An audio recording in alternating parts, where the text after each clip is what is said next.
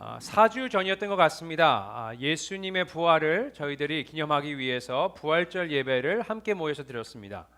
자, 오늘 본문은요, 예수님께서 부활하신 직후에 있었던 일을 기록하고 있습니다. 참고로 이 사건은 사복음서 중에서 누가복음, 이렇게 마가복음 이렇게 두 번 기록되어 있습니다. 하지만 마가는 이 사건을요, 아주 간결하게 단 두 절로 기록하고 있습니다. 그래서 실질적으로는요, 이 사건에 대해서 자세히 기록한 유일한 사람은 누구죠? 누가인 겁니다. 그래서 오늘 설교 본문이 누가인 겁니다. 누가복음인 겁니다. 자, 무슨 일이 있었는지 한번 자세히 살펴봤으면 좋겠습니다. 오늘 본문 이렇게 시작됩니다. 13절 말씀입니다. 제가 읽겠습니다. 그날에 그들 중 둘이 예루살렘에서 25리 되는 엠마오라는 하는 마을을 가면서 했습니다. 자, 그날에라 그랬습니다. 자, 이 날이 어떤 날입니까? 본문 앞부분을 보시면요, 이 날이 어떤 날인지 잘 알 수 있습니다. 아주 중요한 날이죠. 바로 예수님께서 우리의 죄를 위해서 십자가에 못 박혀 죽으시고 사흘 만에 부활하신 그날, 바로 뭡니까? 부활절입니다. 자, 부활절이 됐습니다. 그때 누가 등장합니까? 그들 중 둘이라 그랬습니다. 이 사람들이요, 오늘 말씀의 핵심 인물입니다. 자, 그럼 이들은 누군가 했을 때 사람들은요, 보통 이들을 칭해서 예수님의 제자들이라고 부릅니다. 하지만 성경을 뒤져보시면 실제로 성경에서 이들을 제자라고 언급하는 내용은 없습니다. 자, 그럼 질문이, 왜 사람들은 이 두 사람을 예수님의 제자라고 부를까라고 질문할 수 있습니다. 아마 그건 이런 표현들이 자주 등장하기 때문에 그런 게 아닌가 생각이 듭니다. 22절 한번 살펴보겠습니다. 22절 말씀 읽습니다. 시작. 또한 우리 중에 어떤 여자들이 우리로 놀라게 하였으니 이는 그들이 새벽에 무덤에 갔다가 했습니다. 먼저 새벽에 예수님의 무덤을 찾은 이 여자들을 가리켜서 이 두 사람이 뭐라 그랬습니까? 우리 중에라는 표현을 썼습니다. 24절도 한번 읽어보겠습니다. 24절 시작. 또한 우리와 함께한 자 중에 두어 사람이 무덤에 가 과연 여자들이 말한 바와 같았음을 보았으나 예수는 보지 못하였느니라 하거늘. 자, 이 여인들의 리포트를 듣고 무덤을 찾은 두 번째 그룹이 있었습니다. 이 사람들을 보고는 뭐라 그럽니까? 우리와 함께한 자. 자, 24장 앞부분을 보시면요, 무덤을 찾았던 이들이 누구인지에 대해서 그 몇 명의 이름이 나와 있습니다. 누가복음 24장 10절에 이렇게 나옵니다. 이 여자들은 막달라 마리아와 요한나와 야고보의 모친 마리아라 했습니다. 또 오늘 본문 34절에 보시면 이렇게 나옵니다. 말하기를 주께서 과연 살아나시고 시몬에게 보이셨다 하는지라. 시몬이 누굽니까? 우리가 잘 알고 있는 시몬 베드로입니다. 자, 공통점이 뭡니까? 이 여인들과 베드로의 공통점, 이 모두 다 예수님을 따랐던 예수님의 제자인 겁니다. 그런 이들을 칭하면서 우리 중에 또 우리와 함께 한 자라고 부르는 걸 봤을 때는 이들 역시도 예수님의 제자라는 결론이 나는 겁니다. 그래서 사람들이 이들을 얘기할 때 예수님의 제자, 엠마오의 두 제자라고 호칭을 붙이는 겁니다.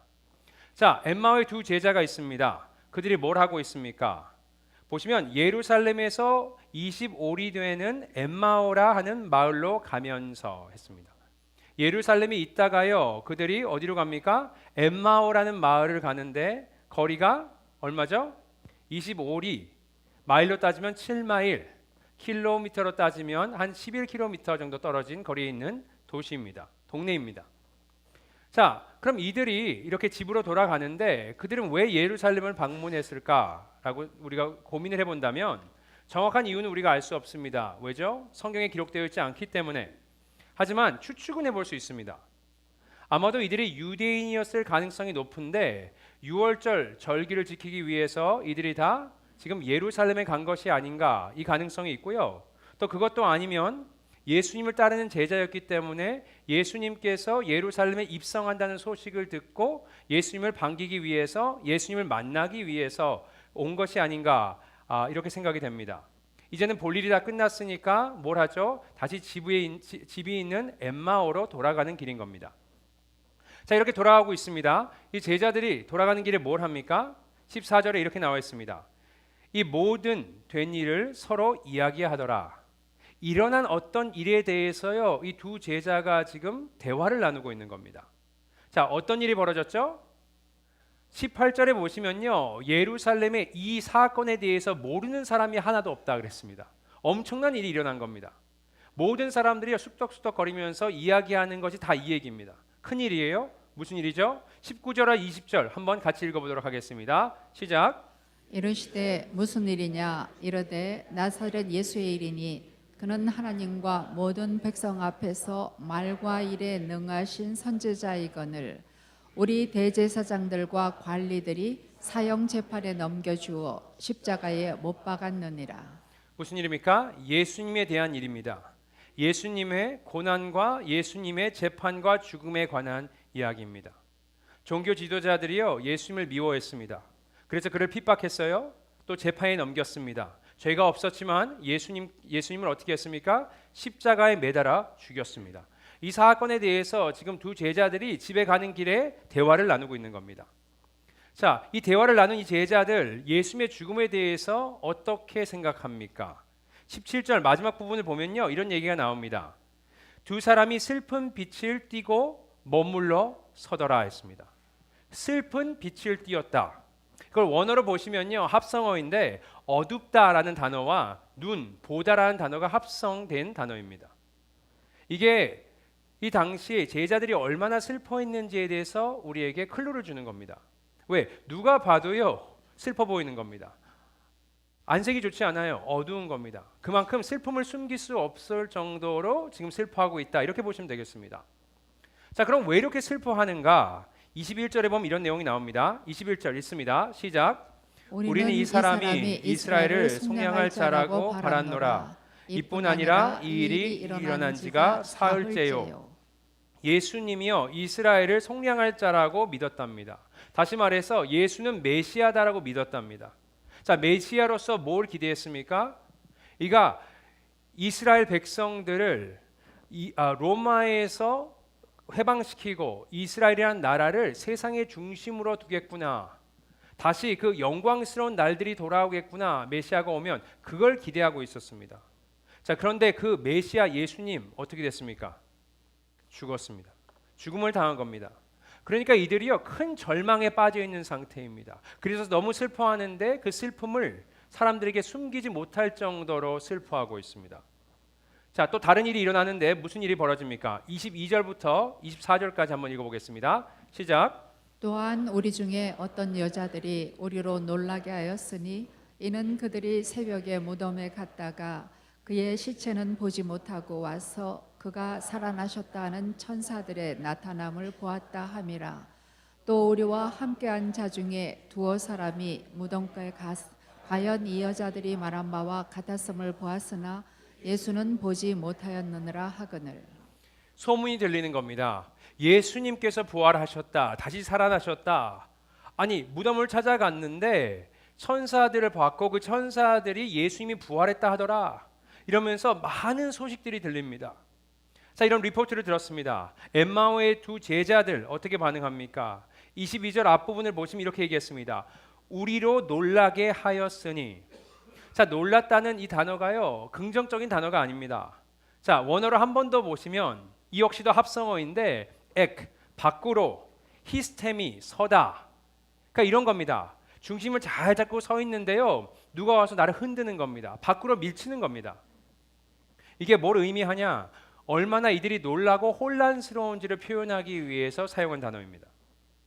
자, 그렇다면 예수님의 죽음에 대해서 이 임마오의 제자들 이 둘은 어떻게 느끼고 있습니까? 첫 번째 슬퍼하고 있고요. 두 번째는 굉장히 혼란스러워하고 있습니다. 자, 이렇게 슬퍼하고 혼란스러워하는 제자들에게 예수님께서는 뭐라고 말씀하십니까? 25절 읽겠습니다. 읽습니다. 시작. 이르시되 미련하고 선지자들이 말한 모든 것을 마음에 더디 믿는 자들이여. 좋은 말 하지 않으시죠? 그죠? 책망을 하십니다. 먼저 뭐라고 하십니까? 미련하다는 겁니다.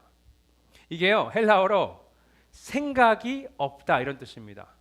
생각 없이 행동한다. 정말 너희들 무지하구나. 이렇게 예수님께서 혼을 내십니다. 또 뭐라고 하십니까? 마음에 더디 믿는 자들이요. 그들의 믿음이 성장이 느리다. 믿음이 충분치 않다고 또 책망하십니다. 다시 말해서 이들이 슬퍼하고 있는 것, 또 이들이 혼란스러워하는 것, 그 까닭이 뭐죠? 그 원인이 뭡니까? 그들의 무지함 때문이고 그들이 믿음이 없어서 이 문제가 생긴 겁니다. 다시 말해서 이것은 생각의 문제요, 또 마음의 문제, 이렇게 예수님께서 판단하십니다. 자, 이렇게 문제가 있습니다. 제자들이 마음의 병이 생겼고요, 또 생각의 병이 생긴 겁니다. 예수님께서 뭘 하십니까? 치유하십니다. 어떻게 하십니까? 27절 한번 보도록 하겠습니다. 27절 있습니다. 시작. 이에 모세와 모든 선지자의 글로 시작하여 모든 성경에 쓴 바 자기에 관한 것을 자세히 설명하시니라 했습니다. 어떻게 하십니까? 모세와 모든 선지자들의 글이라 그랬습니다. 자, 모세는 뭘 의미하죠? 여기서 모세오경입니다. 모세오경이 뭐죠? 창세기, 출애굽기, 레위기, 민수기, 또 신명기. 이렇게 아시는데도 대답을 잘 안 하시는 걸 보면, 네네. 또 선지자들의 글은 뭡니까? 구약 성경에 나와 있는 대선지자와 소선지자들의 예언서들을 얘기하는 겁니다. 그러면 다시 모세와 모든 선지자의 글은 뭘 얘기하는 거죠? 여기서 구약 성경을 이야기하고 있는 겁니다. 다시 말해서 생각해 보세요. 길을 가는데 예수님께서 성경을 갖고 계셨는지는 모르겠지만 아마 그것을 펴셔서 지금 이 제자들에게 설명을 하고 계시는 겁니다. 성경 공부가 시작이 된 거예요. 왜 메시아가 예수인지, 예수가 메시아인지에 대해서 지금 구약 성경을 지금 제자들에게 설명하고 계신다, 이런 겁니다. 제가 이런 상상을 한번 해봤어요.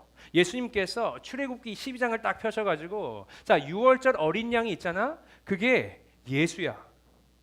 6월절 어린 양의 피를 믿음으로 그들이 문설주에 발랐을 때, 하나님의 진노가 애굽 땅에 임하였을 때 패스 오버, 그것이 어떻게 됐죠? 6월 됐듯이 예수님 어린 양의 예수님의 피를 믿는 자들은 하나님의 심판이 임할 텐데 그때 그게 패스 오버, 그게 6월 될 거다, 이렇게 설명하셨을 수 있을 것 같습니다.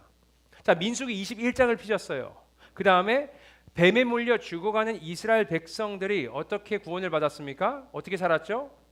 장대에 매달린 놋뱀을 바라보면서 그들이 치유를 받았습니다. 마찬가지로 예수 그리스도가 그 장대에 매달리신 예수 그리스도, 십자가에 못 박히신 예수 그리스도를 믿음으로 바라보았을 때 그들의 삶이 죽음에서 생명으로 옮겨졌다, 이렇게 설명하셨을 수 있을 것 같습니다. 시편 22장을 보시면요, 겉옷을 나누고 속옷을 제비 뽑았다는 내용이 있는데, 그러면서 봤지 예수님의 옷도 그들이 똑같이 했어 하면서 구약의 메시아가 예수 그리스도인 것을 선포하셨을 것 같습니다. 또 시편 22편 1절에 보시면 이런 얘기가 있습니다. 내 하나님이여 내 하나님이여 어찌 나를 버리셨나이까. 이 외침을 누가 했습니까? 예수님께서 십자가에서 돌아가시기 직전에 하신 말씀입니다. 자, 마치 이게 그래서 예수님이 메시아인 거야 설명했을 것 같습니다. 자, 예수님이 메시아인 것을 부정할 수 없는 아주 중요한 말씀이 구약에 있죠. 그게 뭘까요? 이사야서 53장 말씀입니다. 거기에 보면 우리의 죄를 메고 죽어가는 어린 양, 사람들이 그가 잘못을 해서 하나님께 심판을 받는다 생각했지만 그것이 아니고 우리의 죄를 대신 지고 가는 어린 양 예수 그리스도에 대해서 얘기를 합니다. 그가 억울함을 당했는데도 말을 하지 않았다 그랬습니다. 예수님이 말을 하지 않은 것처럼, 그리고 그의 죽음과 그의 부활에 대해서 다 기록되어 있는 게 이사야서 53장입니다. 그래서 제가 상상해 보기는 예수님께서 이사야서 53장 말씀을 그들에게 나눈 것이 아닌가 생각이 들었습니다. 이렇게 예수님께서요 열심히 예수님이 그리스도인 것을 설명하고 또 설명합니다. 그러다 어떻게 됩니까? 최종 목적지인 엠마오에 도달을 합니다. 누가는 이 상황을 이렇게 설명했습니다. 28절에 그들이 가는 마을에 가까이 가매 예수는 더 가려 하는 것 같이 하시니, 예수님께서 더 가려 하는 것처럼 행동하셨다. 이게 무슨 의미입니까? 이쯤 되면 이제 성경 공부가 끝내야 되는데 성경이 공부가 끝날 지금 기미를 보이지가 않는 겁니다. 계속해야 될 것 같은 거예요. 왜 그렇습니까? 구약에 메시아가 예수님이라 대한 증거는요 너무 많아가지고 지금 시간이 충분치가 않은 겁니다. 그래서 계속해서 지금 성경 공부를 이어가고 계시는 거예요. 자, 이런 상황이 되니까 엠마오의 제자들 뭐라고 얘기합니까? 29절 읽어보겠습니다. 시작. 그들이 강권하여 이르되 우리와 함께 유하사이다. 때가 저물어 가고 날이 이미 기울었나이다 하니 이에 그들과 함께 유하러 들어가시니라 했습니다. 그들이요 예수님을 바라보고 간절히 청합니다. 뭐죠? 우리 함께 있어 달라고, 더 말씀을 가르쳐 달라고 간절히 부탁합니다. 뭘 알 수 있습니까? 그들이 간절한 거예요. 말씀에 목이 마른 겁니다. 지금 더 배우고 싶어요, 더 알고 싶어요 하면서 지금 예수님께 나오는 겁니다. 그래서 예수님께서는 이들의 청을 허락하셔서 그들과 함께 더 시간을 보내시면서 말씀을 가르쳐 주십니다. 그리고 시간이 흘렀겠죠. 저녁 시간, 어두운 때가 됐습니다. 이제 배가 고프니까 저녁 식사를 해야겠죠. 음식을 함께 나누려고 하는데 그제서야 이들이 예수님이 누구인지 알아차립니다. 자, 30절에 그 사건이 있는데 이렇게 나와 있습니다. 그들과 함께 음식 잡수실 때에 떡을 가지사 축사하시고 떼어 그들에게 주시니 했습니다. 자, 식전에 이 행동을 보고선요 제자들이 예수님이었구나 알아차리게 됩니다. 왜 그렇습니까? 지금 여기에 나온 이 말씀이요 사실은 오병이어의 기적을 행하셨을 때 아주 동일한 행동을 하셨고요, 또 제자들과 함께 마지막 만찬을 하셨을 때도 비슷한 행동을 합니다. 뭐죠? 음식을 취하셔서 떡을 가지사 축사하시고 떼어서 나눠주는 것, 이것을 하십니다. 그러니까 지금 그들이 본 것, 또 그들이 들은 말을요 지금 생각해낸 겁니다. 예수님이 하신 말씀을, 행동을 생각해낸 겁니다. 그래서 예수님이구나 이렇게 생각을 합니다. 이렇게 예수님이 누구인지 알아차리니까 예수님께서는 사라지셨다 이렇게 기록되어 있습니다. 이게요 여러분 오늘 본문의 말씀입니다. 이렇게 우리가 지금 오늘 본문 말씀을 처음부터 끝까지 빠른 속도로 쭉 훑어봤습니다. 자, 이렇게 오늘 말씀을 대하시면서 오늘 본문을 보시면서 뭔가 좀 이상하다라고 느껴지신 거 없습니까? 의아하다, 이건 좀 의아한데 못 느끼셨어요? 전혀 못 느끼신 것 같은데, 저는 느꼈습니다. 크게 두 가지를 느꼈는데요. 첫 번째 의아한 점은 예수님께서 부활하시고 나타나신 그 대상이 조금 저한테는 의아했습니다. 자, 예수님께서 부활하신 후에 누구에게 나타나셨다고요? 오늘 본문의 주인공 누구죠? 엠마오에 사는 두 명의 제자들. 자, 이들이 누구입니까? 정말요? 아무도 아닙니다. 일단 12제자가 아니에요. 물론 가룟 유다를 제외하고 11제자가 아닙니다. 그리고 보면요 평소에 예수님과 그렇게 친분이 깊었던 관계도 아닌 것 같아요. 이 제자들에 대해서 유일한 정보가 오늘 본문에 나오는데 그게요 그 둘 중 한 명의 이름입니다. 이름이 뭐죠? 글로바. 자, 글로바라는 사람인데 글로바라는 사람을 성경 다른 곳에서 찾아보면요 등장하지 않아요. 유일하게 오늘 본문에만 나와 있는 이름입니다. 다시 말해서 이 사람이 누구인지를 우리는 몰라요. 자, 다른 제자는요 이름조차 알 수가 없습니다. 아예 아무것도 모릅니다. 이게 제 생각에 좀 이상한 겁니다. 한번 생각해 보세요. 여러분이 예수님의 입장에서 생각해 보세요. 여러분이 부활했어요. 부활 후 누구를 가장 먼저 찾아가실 것 같습니까? 제가 생각해 봤는데요 12제자들, 그죠? 나와 함께 동고동락했던 그 제자들을 찾아갈 것 같아요. 저 같으면. 그게 아니면 나의 사랑하는 가족들, 어머니 마리아라든지 아니면은 야고보라든지 나의 형제들, 자매들에게 찾아가서 내가 살아있음을 증명할 것 같습니다. 그런데 오늘 본문에 예수님께서 나타나신 이 사람들은요 제 생각엔 그렇게 중요한 사람들도 아니고 예수님이 죽기 전에 크게 친분이 있었던 관계도 아닌 것 같습니다. 그런데 왜 굳이 예수님께서는 이들을 찾아가셨을까? 이런 의문이 드는 겁니다. 그것도요 무덤에 찾아가서 예수님을 만난 사람들을 제외하면요 예수님께서 직접 적극적으로 누구를 찾아가서 만난 케이스가 지금 이게 처음입니다.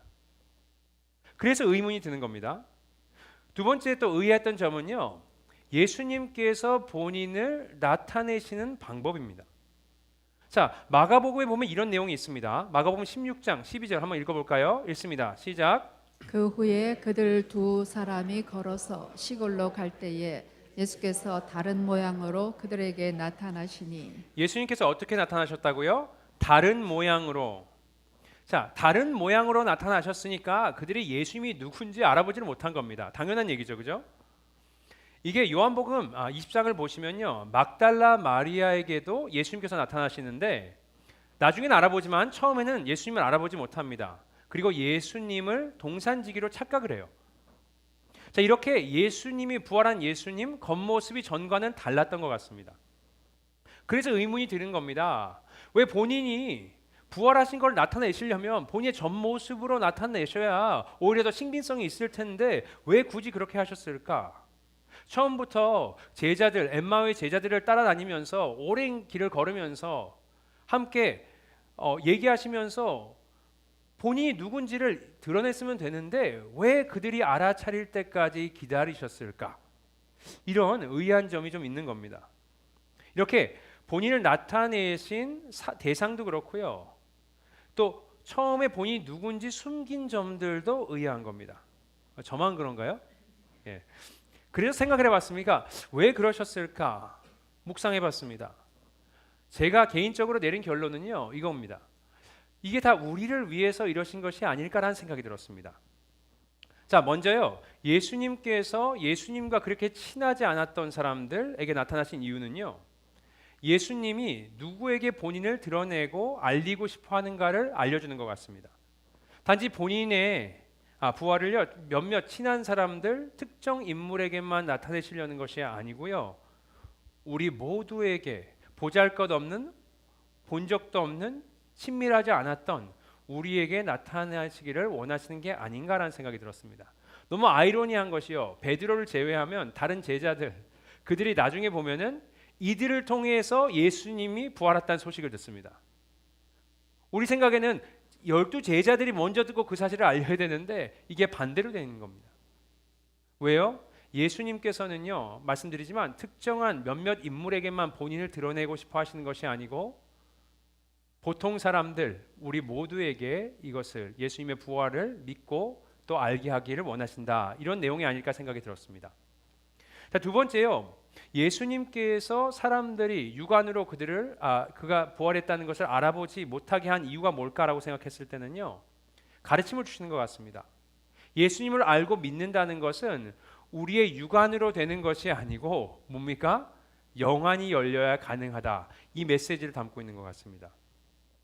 자, 여러분 상상해 보세요. 지금 예배드리러 오셨는데 여러분 사이에 예수님이 육신으로 임하셔서 이곳에 함께 계신다고 생각해 보십시오.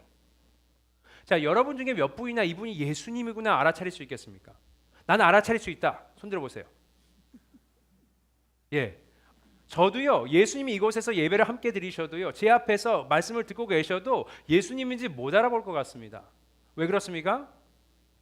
예수님의 생김새를요, 우리는 몰라요. 예수님의 모습이 어땠는지 전혀 모릅니다. 우리에게 익숙한 예수님의 그림이 있잖아요, 그죠? 잘생긴 백인 예수님. 헤어스타일 어떠시죠? 좀 길고 컬이 좀 들어가 있죠, 그죠? 그리고 무슨 색깔이죠? 갈색, 그죠? 그게 우리가 생각하는 예수님입니다. 그런데요, 진짜 예수님이 이렇게 생기셨을까요? 아닐 겁니다. 왜냐면요, 예수님은 일단 중동 사람이셨기 때문에 피부 색깔이 조금 어두우셨을 겁니다. 그리고 나중에 보시면 바울이 고린도 교인들에게 이런 얘기를 합니다. 남자들은 머리를 길게 하면 수치니까 짧게 하라, 이런 얘기를 합니다. 이게 뭐 그 당시의 문화를 배경으로 얘기를 하는 것 같은데, 자, 그랬을 때 예수님도 그 문화를 따르는 유대인의 입장에서 그 당시에 사셨기 때문에 예수님의 머리는 길지 않고 짧았을 가능성이 높은 겁니다. 그래서요, 결론은 뭡니까? 우리는 예수님이 어떻게 생겼는지 알 수가 없고요, 그래서 육안으로 예수님을 믿을 수 없다는 겁니다. 자, 이렇게 육안으로 보지 않고 예수님을 어떻게 믿을 수 있습니까? 그 답이요, 오늘 본문 이 엠마오의 두 제자들이 그 답을 우리에게 줍니다. 오늘 본문을 보시면 역설, 그죠? 패러닥스가 두 번 등장한다고 생각합니다. 자, 한번 같이 보시겠습니다. 15절에서 16절 말씀 함께 봅니다. 시작. 그들이 서로 이야기하며 문의할 때에 예수께서 가까이 이르러 그들과 동행하시나 그들의 눈이 가려져서 그인 줄 알아보지 못하거늘. 좀 이상하죠? 처음엔 어떻게 됩니까? 예수님이 그들에게 말도 하시고요, 그죠? 육성으로 들려주시고 또 그들과 함께 길을 걸으십니다. 그런데도요, 영안이 눈이 닫혀 있어서 가려져 있어서 예수님을 못 봅니다. 나중에 어떻게 변합니까? 31절 말씀 보겠습니다. 시작. 그들의 눈이 밝아져 그인 줄 알아보더니 예수는 그들에게 보이지 아니하시는지라. 이번에는요, 눈이 밝아졌어요. 근데 예수님이 형상이 거기 없는 겁니다. 왜냐? 무슨 눈이 밝아졌습니까? 육안이 아니에요. 뭐죠? 영안이 밝아진 겁니다. 다시 말해서 우리는 육안으로 예수님을 보고 믿을 수 있는 것이 아니고 우리의 영안이 열려야 우리가 예수님을 믿고 예수님을 볼 수 있다. 이런 결론이 나는 겁니다. 자, 그럼 중요한 질문이죠. 이 두 제자들은 그들의 영안은 어떻게 열린 겁니까? 왜냐? 15절, 16절에서는 영안이 닫혀 있어서 예수님이 함께 하셔도 몰랐다가 31절 마지막에는 어떻게 됩니까? 영안이 열려서 예수님을 보게 됩니다. 자, 그럼 어떻게 영안이 열린 겁니까? 그게요, 32절에 답이 있습니다. 우리 읽습니다. 시작. 그들이 서로 말하되 길에서 우리에게 말씀하시고 우리에게 성경을 풀어주실 때에 우리 속에서 마음이 뜨겁지 아니하더냐 하고. 우리에게 말씀하시고 우리에게 성경, 말씀드렸죠. 모세와 선지자들 말씀, 구약 성경을 풀어주실 때에 이 말씀을 통해서 그들의 영안이 열리게 된 겁니다. 바울도 비슷한 말을 하죠. 그죠? 로마서 10장 17절에 그러므로 믿음은 들음에서 나며 들음은 그리스도의 말씀으로 말미했다 했습니다. 믿음이 어떻게 생깁니까? 믿음을 어떻게 볼 수 있죠? 말씀을 통해서 그게 가능하다 이겁니다. 그리고 예수님께서는요, 말씀을 풀어주실 때 영안이 열렸다는 것은 그냥 예수님이구나 머리로만 아는 것이 아니고 어디가 병들었다 그랬죠? 마음이 병들었는데 마음으로도 알게 되는 겁니다. 그래서 어떤 반응입니까? 우리 속에서 마음이 뜨겁지 아니하더냐, 마음이 뜨거워진 겁니다. 이게 무슨 의미냐? 불을 지폈다. 말씀을 통해서 불이 지펴졌다는 겁니다. 다시 말해서 불이 지펴졌으니까 어둠에 빛이 임했죠. 그러니까 예수님을 볼 수 있고요. 이 냉랭하고 차가운 마음에 불이 지피니까 말씀이 임하니까 어떻게 됩니까? 이 마음이 뜨거워지기 시작하는 겁니다. 이게 여러분 말씀의 능력입니다. 그리고 마음이 뜨거워지니까 어떻게 합니까? 33절 읽어보겠습니다. 33절 시작. 곧 그때에 일어나 예루살렘에 가보니 11 제자 및 그들과 함께한 자들이 모여 있어. 쉽게 얘기해서요, 그들에게 변화가 임합니다. 그들의 디렉션, 그들의 길, 삶의 목표 다 바뀌었습니다. 상징적이라고 생각합니다. 처음에 갈 때 어디로 향하고 있었습니까? 엠마오를 갑니다. 그 갔던 길을 이젠 더 이상 엠마오를 바라보고 가는 것이 아니고 예루살렘으로 가기 시작합니다. 자, 엠마오, 이 제자들 입장에서 어떤 길입니까? 말씀드렸죠? 슬프고 혼란스럽습니다. 예수, 메시아가 죽었거든요. 아니었구나, 내가 잘못 알았구나, 절망합니다. 절망의 길입니다. 하지만 말씀을 통해서 예수를 만난 사람들 예루살렘으로 가는데 그 길은 어떻습니까? 나와 있지는 않지만 당연히 담대하고 기쁨과 부활의 소망으로 충만하면서 지금 가는 길입니다. 이렇게 제자들이요, 부활을 알리기 위해서 예루살렘으로, 그 들은 말씀을 전하기 위해서 예루살렘으로 갑니다. 그렇죠? 엠마에 도착한 지 얼마 되지 않았어요. 긴 거리였습니다. 그죠? 걸으려면요, 도로도 좋지 않고 쉽지 않은 길이었을 수도 있습니다. 그런데요, 어떻게 합니까? 다시 가겠답니다. 언제? 지금 즉시 가겠답니다. 마음에 그 불이 있어서, 뜨거움이 있어서 참지 못해서 지금 가겠답니다. 또 날이 저물었다 그랬습니다. 내일 아침에 밝으면 가면 되는데 왜 굳이 지금 가냐? 참을 수가 없는 겁니다. 말씀이 임하니까 내 안에 불이 임하고 내가 그 뜨거워서 이제는 참을 수가 없는 겁니다. 여러분, 이게 말씀의 능력입니다. 나의 태도와 나의 목적, 나의 방향 다 바꿉니다. 나의 감정도 바뀝니다. 이게 말씀의 능력입니다. 말씀이 임하니까 영안이 열리고 마음이 뜨거워져서 어떻게 할 수가 없는 겁니다. 자, 여기서 그럼 여러분에게 질문 하나 드리겠습니다. 여러분에게 말씀, 성경 무슨 의미입니까? 말씀을 읽고 배워요. 여러분의 생각과 마음은 어떻게 반응합니까? 영안이 열려서 부활하신 예수 그리스도가 막 믿어지세요? 말씀을 들었을 때 뭔가 모를 뜨거움이 내 안에 있습니까? 말씀을 듣고 나의 생각, 나의 말, 나의 행동이 변화가 됩니까? 말씀이 나에게 세상은 줄 수 없는 믿음을 줍니까? 우리 질문해 봐야 합니다. 만약 그렇지 않다면요, 죄송하지만 여러분의 영혼에 문제가 생긴 겁니다. 말씀이 더 이상 나를 변화시키지 않아요. 설교를 매주 듣는데 깨달음도 없고 마음에 뜨거움도 없습니다. 여러분, 이게요 비정상적인 겁니다. 자, 왜 이런 일이 일어날까요? 여러분, 제 생각에는요, 오늘 본문을 봤을 때 이건 것 같습니다. 간절함이 없어서 그래요. 제자들, 엠마오의 제자들을 보세요. 29절에 이제 말씀이 다 끝나가고 집에 다 도달했으니까 예수님이 가시면 어떡하지? 말씀을 더 들어야 되는데 이러면서 뭐라고 합니까? 강권하여 이르되라고 기록되어 있습니다. 제발요 예수님, 제발 하나님 말씀 더 듣고 싶습니다. 목마릅니다. 하나님 말씀에 배고파요. 더 알고 싶어요. 더 듣고 싶어요. 이렇게 반응하는 겁니다. 하나님의 말씀을요 우리가 습관적으로 그냥 듣고, 여러분 오늘도 여러분께서 하나님의 말씀을 듣고 계십니다. 제가 예전에 그레이스 교회 전도사님들이 처음 이제 전도사님들이 되셔서 설교를 시작하셨을 때 제가 설교에 대해서 가장 많이 강조하고 말씀드린 것이 있습니다. 그게 뭐냐면요, Let the Bible preach. 성경이 설교하게 하라, 이겁니다. 그냥 내 자신의 경험과 얘기들을 막 나누는 자리가 아니고 이것은 하나님의 말씀이 들려야 되는 자리기에 성경을 통해서만 말하라, 이렇게 얘기했습니다. 그래서 우리 전도사님들이 지금 설교 잘하고 계시죠, 그죠? 이게 뭡니까? 여러분이 오늘 이 자리에 오셨는데요, 보시면 아시겠지만 제가 뭐 개인적인 제 경험을 얘기한 것도 아니고요, 그죠? 하나님 말씀을 선포하고 있습니다. 성경에서 있는 그대로 여러분에게 말씀드리고 있습니다. 여러분, 그러면요 이게 저의 말이 아니고 하나님의 살아있는 말씀입니다. 자, 그렇다면 여러분이 하나님의 말씀을 듣고 계셨는데 그 말씀을 드셨을 때 여러분의 생각과 여러분의 마음에는 어떤 변화가 있습니까? 아무 변화가 없다면, 내 마음에 뜨거움이 없다면, 그냥 냉랭하다면, 그냥 여기서 나가시고 말씀을 다 잊어버린다면 여러분 죄송합니다. 여러분 아프신 겁니다. 여러분 영의 병이 생긴 겁니다. 여러분이 성경을 많이 아실 수 있어요. 성경 공부를 가르치실 수 있을 수도 있습니다. 하지만 여러분의 이 말씀이 여러분의 삶을 변화시키지 못한다면 말씀이 문제가 있는 거겠습니까? 아니죠. 우리의 영의 문제가 생긴 겁니다. 그렇게 교회를 오래 다니고 어릴 때부터 성경 많이 알아서 지식은 뛰어난데 마음에 아무 변화가 없고 삶의 변화가 없다면 여러분 죄송하지만 회개하셔야 합니다.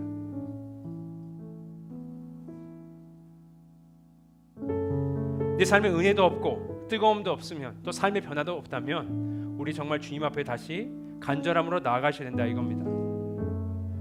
제가 신학교를 처음 가서 가장 힘들었던 것 중에 하나가요 바로 성경책이었습니다.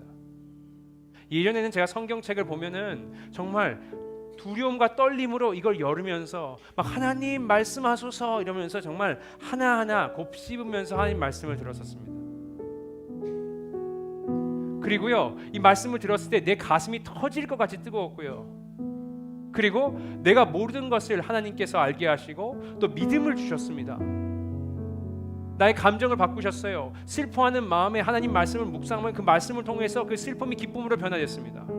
불안해요. 불안한데 이 말씀을 읽으면 내 마음에 평강이 찾아왔습니다. 세상은 이해할 수 없는 평강이죠.